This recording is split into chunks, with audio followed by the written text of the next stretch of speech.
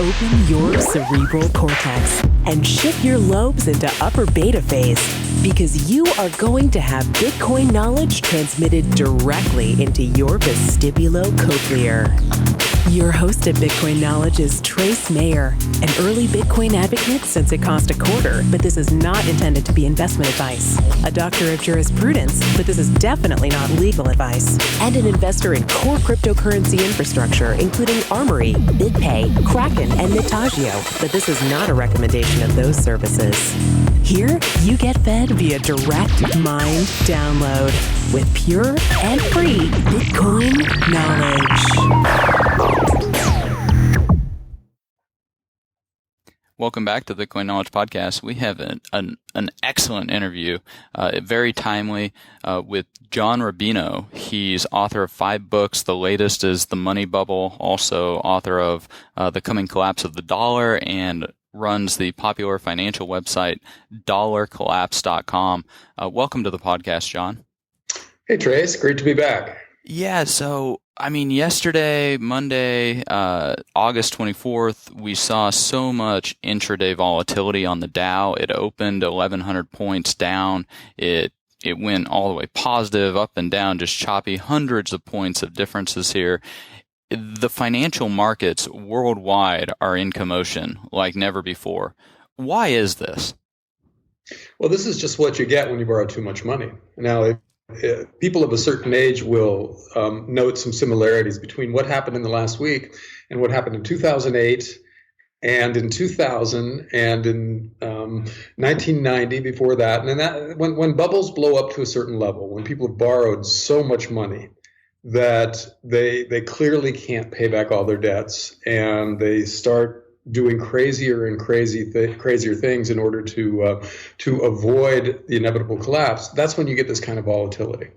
And so what we're seeing is completely to be expected based on what happened since the 2008-2009 crisis. Instead of getting our financial houses in order around the world, we just borrowed a lot more money. A McKinsey and Company report just came out that concluded that global debt went up by $57 trillion since 2008. So in other words, the debt crisis that almost destroyed the global financial system in 2008 sent us apparently exactly the wrong lesson, which was that we should borrow even more money. So we did that, especially China. They borrowed more money than anybody else since then, something like $15 or $20 trillion, depending on how you calculate what goes on in their shadow banking system. That's an amount as big as the U.S. economy, which is clearly too much money for a developing economy like China to manage. And so now they're the epicenter of the crisis because they're seeing increasing instability in their bond markets and stock markets and private sector in general. And so their equity markets are now reflecting that. Huge spikes followed by crashes, and that's normal. Somebody always begins the new crisis with this kind of volatility. So what we're seeing in China and what is spreading to the rest of the world is how this system will end. I'm not saying that it is. Maybe it's just a blip on the way to higher prices in a bigger bubble that blows up later. But this is how it'll look when things start to fall apart. So one, it should be completely expected that we're going to go through this. And two, if we have another couple of weeks like this, the global financial system will absolutely fall apart. We are too fragile to manage a major equities bear market, or a bond bear market if interest rates start to go up, or a currency crisis if one of the major currencies start to fall. We can't manage any of the big things that are going to happen eventually. So when one of them does, this system craters. We're already seeing this happen, aren't we? Puerto Rico missed some of their debt payments. The pigs, Portugal, Ireland, Greece, Spain, having their budget deficits and debt crises over there. Then we've got China absolutely imploding. And then on the periphery, we've also got things like the Kazakhstan tang, going down 20% in a day. Yeah. So, I kind of had my thesis in The Great Credit Contraction that I published in 2008. I think it dovetails very nicely with your book in 2004, The Coming Collapse of the Dollar, where your central thesis is this idea of competitive devaluation. Can you perhaps explore that a little bit in this context of what's happening, a decade later after you wrote the book? Sure. When a country borrows too much money, it basically runs out of options, and it's left with only one final tool, which is to devalue its currency. So you make your currency 30 or 40% less valuable, and that makes the real value of your debts commensurately smaller. So you are able possibly to sell more stuff overseas because you're pricing it in a cheaper currency, bring in a little more money, and in that way cover your debts, get you through the next election cycle at least. And so what happens when the whole world borrows too much money? You see competitive devaluations where everybody comes to the same conclusion that they got to cut the value of their currency.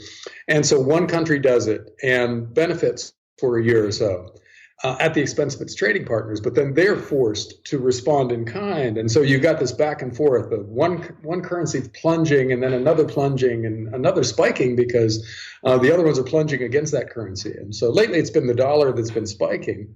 And now we're beginning to suffer from having too strong a currency. The economy is slowing down a bit here, and we're seeing financial instability, and we're seeing the dollar just lately tank. And in the last week, part of the financial instability around the world was derived from or caused falling dollar. And so these kinds of currency instabilities will go round and round from one country to another until everybody either one figures out that it's the policy of all the major countries in the world to devalue their currencies and then just loses faith in those currencies. And so you get a currency crisis in which nobody wants to hold the euro or the yen or the dollar or the yuan anymore, and they instantly convert their currency when they get their paycheck into real stuff. So everybody just goes out and shops, they buy things. And so that manifests as hyperinflation, but what's really happening is the confidence in the currency is collapsing. So that's one scenario. Another scenario is that everybody comes to their senses before the Austrian economics crack-up boom happens. And they all devalue against the one thing they can devalue against without hurting each other, which is gold. And this is Jim Rickards' currency war scenario, where everybody devalues against gold and then goes back to some kind of a commodity standard, like a gold standard, at which their currencies are much cheaper. In other words, the price of everything is much higher, but the currency is stable going forward because from then on, it's linked to something that holds its value, like gold. So that our future involves probably one of those two scenarios. There are some lesser scenarios that are also possible, like a 1930s style debt collapse, in which all the debts out there, all the bad debt just collapses at once, everybody defaults, and we drop into a capital D depression, that's also possible, but it's less likely because the world, for the first time ever, is armed with unlimited printing presses across the board. Every major country can create as much new currency as they want to. So they will do that before they allow a 1930s-style depression to happen. So the beginning of that would lead to a hyperinflation. So anyhow, instability is our future. We don't know the exact details of what kind of instability we're going to see, but it's reasonably certain that what we saw in the last week is going to be replicated on a bigger and bigger scale until it resolves somehow. Now, a lot of that has to do with the work that came out of Friedrich Hayek about how central banks really exacerbate the business cycle. That Austrian School of Economics, the Austrian business cycle theory, kind of lets us understand. So, really of course, the amplitude of these waves are just going to keep increasing until it just shakes the whole building apart. Is your argument? Yeah, because basically you're dealing with human nature, which by now is pretty clear is corruptible. You give us power and we start to misuse it. So what we've done since 1971, when we broke the final link between major currencies and gold, is we've given the governments of the world unlimited credit cards, in effect, because they were able, from that point on, to create as much new currency as they wanted to, which means that every time there's a war, every time there's an election coming up, or every time there's any other kind of problem within a given country, their response is to create a whole bunch of new currency. toss it out into the banking system, and in that way paper over whatever problem that they've got going at the time. And so every country has been doing this for 30 or 40 years now. And that's led to, as you said, an increasing amplitude of booms and busts, because each bust is starting with a higher amount of debt in the system, which means it's a bigger crisis, which means it has to be countered with even more new currency creation and even more new credit. And so as the amount of debt in the system goes up, the booms get bigger and the busts get bigger. And now we're at the end of that process, or I hope we are. I actually thought the 2008 crisis was the end, that we couldn't take on any more debt from that point. And we did it. We did it again. For 5 more years, we have increased the amount of debt in the system at a near exponential rate. Well, isn't a lot of this, through governmental policy, we're privatizing the gains but socializing the losses with these bailouts.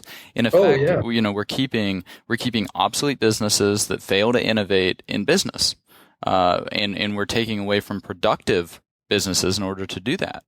And so, this kind of raises an issue. What about a release valve? If we're going to be moving or transitioning from a debt-based monetary system to an equity-based monetary system, instead of using a debt-based instrument like the dollars or euros, using something like gold or Bitcoin, a financial innovation, are you talking about, having a release valve? Or as Jim Rickards says, the people who want to exit the system before that critical threshold is reached, they can at least get out and begin operating or protecting themselves away from, or be able to at least firewall themselves away from a lot of the damage that's going to be caused by these legacy systems that, as Mises wrote 100 years ago, there's no way to avoid the final crack-up boom. What's our option? We just try to protect ourselves. We know it's going to fail, but we just have to protect ourselves. This is where technology makes this story even more interesting, because the original Austrian conception of an inevitable bust following a debt binge was pre-internet. And so now we have cryptocurrencies like Bitcoin out there, and we have gold-backed currencies like what BitGold is creating and what Peter Schiff's Euro-Pacific Bank is now offering. And to an extent, these things offer, as you said, a safety valve. It allows people to opt out of the current fiat currency debt-based banking system right now. You can set up an account with Euro-Pacific Bank. You can't if you're an American citizen, but most of the rest of the world can. And you deposit gold, and then you spend that gold with a debit card. So you're completely outside of the fiat currency banking system. With BitGold, anybody with a little bit of technical knowledge can set up a BitGold account, a Bitcoin account, and then spend and receive Bitcoins without any reference whatsoever to JP Morgan Chase or Citibank checking account or even PayPal or a regular credit card. You have completely left all of that behind. And this is happening right now on extremely small scale in the scheme of things, but there's no reason why it couldn't ramp up from here and become a more important part of the global economy. And what that will do to the current central bank dominated fiat currency money system is, it's interesting, and we've never been here before, so we can't say with certainty how this progresses. But I do have one question for you, Trace, because one of the things that strikes me as I see these things growing is that at some point the empire is going to strike back. Why are governments not just going to regulate Bitcoin out of existence when they finally decide that it's an actual threat to them? Oh, turning the tables, are you? Yeah. I thought this was my show. I want to learn from you. Well, that's a great question. A lot of people have asked it. I think at the end of the day, it comes down to the censorship-resistant properties that Bitcoin has. It's a decentralized, distributed network, and no amount of violence will solve a math problem. With Bitcoin, you're dealing with precious numbers instead of precious metals. And those precious numbers, you can create transactions that allow you to transfer value over a communications medium, like the internet or even radio waves or whatever that communications channel would be. And so I think that's why, well, one is the censorship resistant aspect of it. BitTorrent is illegal, but we saw how well that worked out because it's just not economically feasible to attempt to stop it. But two, we are already seeing the empire strike back. The New York Bit License, for example, attempting to regulate Bitcoin exchanges, cryptocurrency exchanges. We're seeing regulation, some jurisdictions being very friendly, like the Isle of Man, which have passed regulations that are very friendly to the cryptocurrency industry, and Texas, while others like New York are not so friendly. And so I think anytime we have a technological innovation, there are going to be the innovators that drive the human race forward.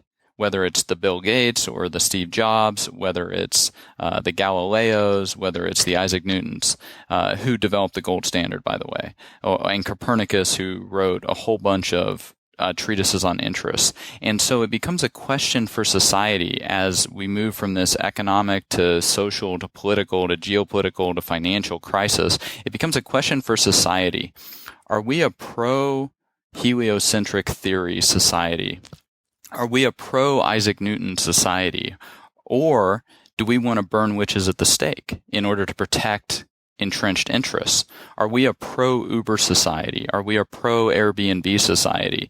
Are we a pro-internet and blog society? Or do we want to privatize the gains and socialize the losses and prop up old obsolete businesses like newspapers and radios and taxi commissions, etc.? And at the end of the day, I think that human ingenuity, human innovation is going to win the day. And those entrenched interests are already beginning to see that.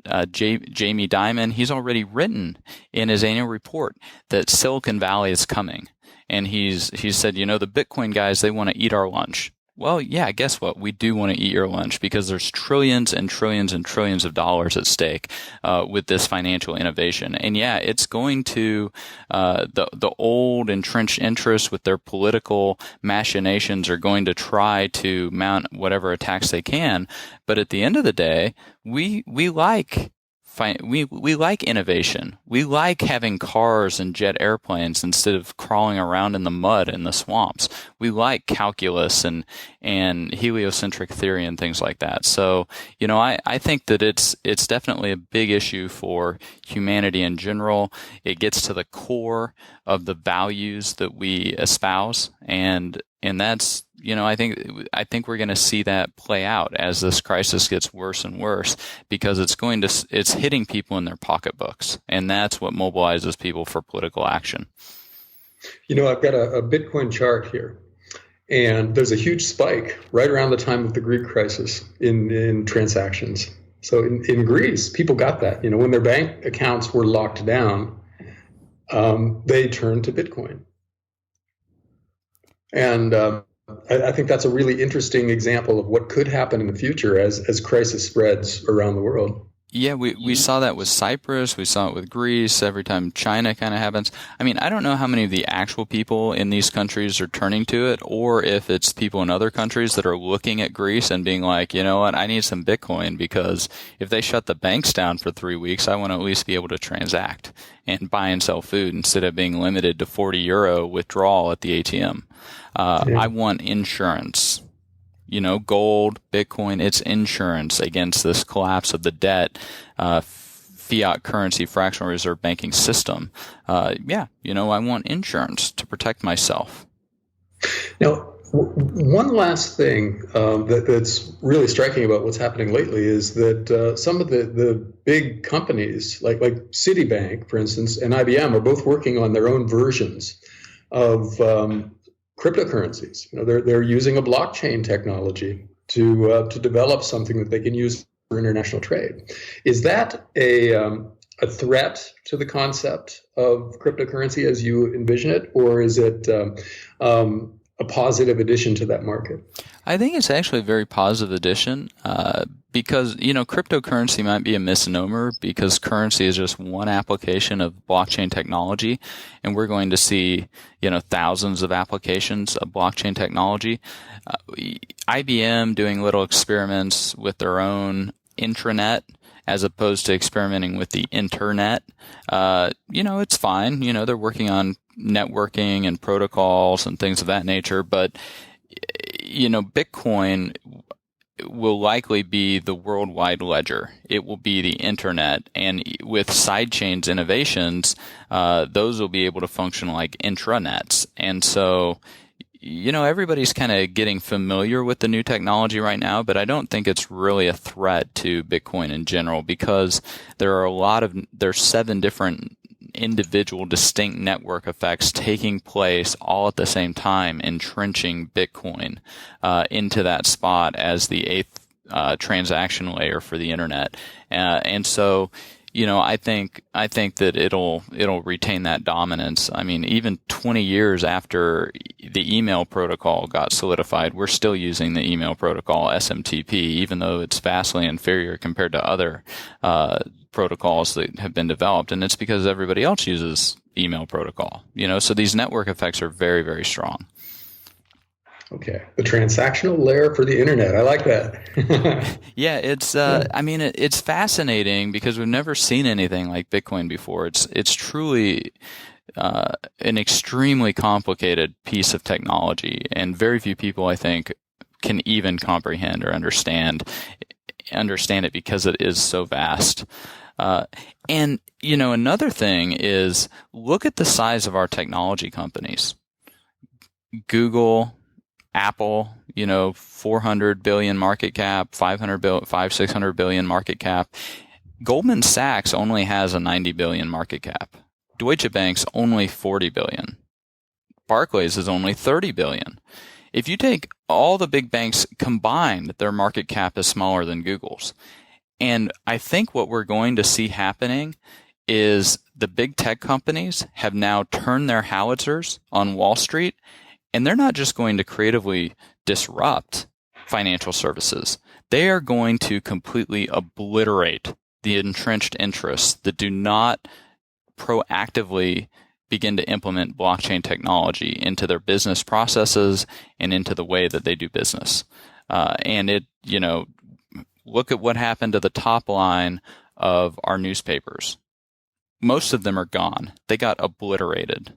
And that's what's going to happen to Wall Street if it doesn't get its act together and really begin to embrace technology and innovation and instead rely on their entrenched political elites to protect them.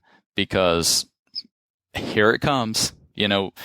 The Silicon Valley, the internet, they have disrupted every other major realm of society except for our financial services. I mean, think about it. It is absolutely absurd and ridiculous that we can track a $5 package, but we cannot track a $500,000 wire transfer. We've been in the information age for 30 years.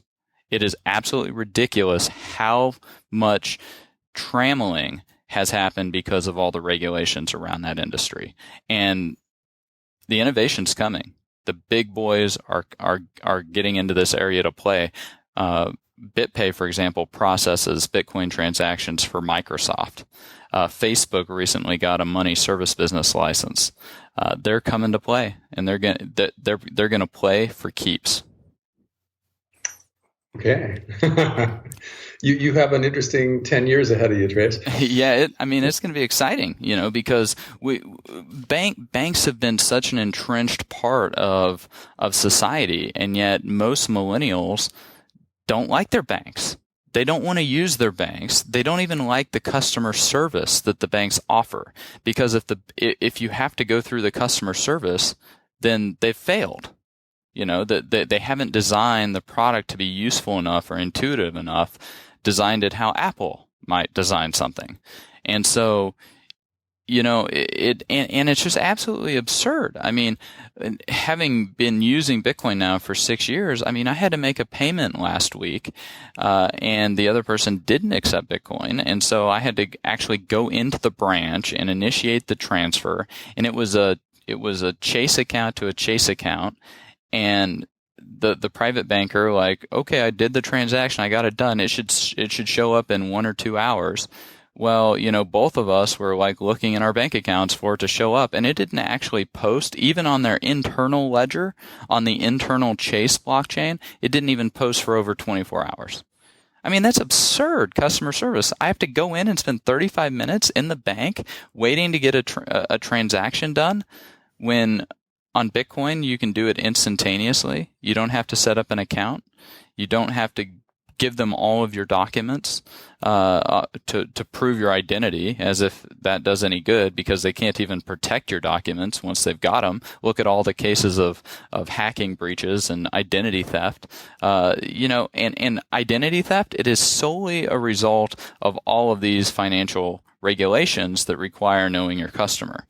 We wouldn't have identity theft if there weren't that monetary incentive for the hackers to steal that data. And so, I mean, and that's another example of socializing the costs and privatizing the gains that people don't really realize. And so, I think we're in for a lot of disruption, a lot of innovation as the tech companies turn their howitzers towards Wall Street and begin firing away. And it's going to be fun to watch. Yeah, it really is. Well, we've just about finished most of our time. Did you have any other questions that you wanted to ask? I mean, I just kind of wanted to ask about finance and Wall Street and the markets and everything, but it seemed like you had a couple questions also. Well, I've been itching to talk to you about the questions I've had about Bitcoin for the last couple of years. So I'm glad we got a chance to do it now, Trace. And we can talk about anything else you want if we have time. Otherwise, let's do this again. We'll cover some more investment related stuff later. Yeah, we'll definitely do it again. Thanks so much for being with us. We've had John Rubino. He's the author of The Money Bubble, The Collapse of the Dollar, and runs the popular financial website dollarcollapse.com. Thanks for being with us, John. Thanks, Trace. Enjoyed it. Be sure to get a copy of the free Bitcoin Guide at freebitcoinguide.com. Got a question or suggestion? Record your voice at bitcoin.kn. Don't be shy. To help the show, share bitcoin.kn with friends, post about it on Reddit, and otherwise spam the interwebs. Your iTunes comments and 5-star reviews are very important to us. Please continue tuning in to the Bitcoin Knowledge Podcast, where we release interviews with the top people in the Bitcoin world. Now take some choline and let that Bitcoin knowledge consolidate.